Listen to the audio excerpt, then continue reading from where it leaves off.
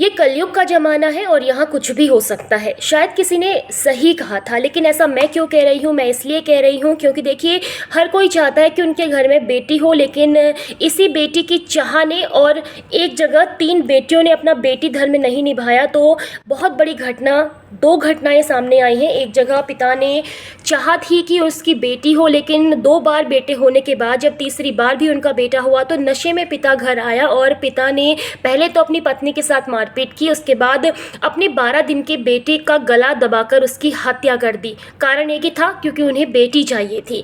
वहीं दूसरी तरफ 3 बेटियां होने के बाद भी वो अपना बेटी धर्म नहीं निभा पाई।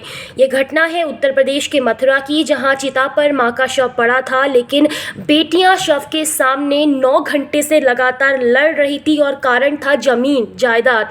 वो चाहती थी कि मां की जो जायदाद है वो उनके नाम हो। दरअसल मां का नाम पुष्पा था, जो अपनी बड़ी बेटी के घर पर मौत से पहले रह रही थी, और बड़ी बेटी ने मां को बातों में लेकर आधी जमीन, करीब 1.5 बीघा जमीन को बेच दिया था। और जब ये बात दोनों छोटे बेटियों को लगी तो वो शमशान घाट पहुंच गई और आपस में लड़ने लगी कि जो बाकी की माँ की बची हुई ज़मीन है वो हमारे नाम कर दी जाए।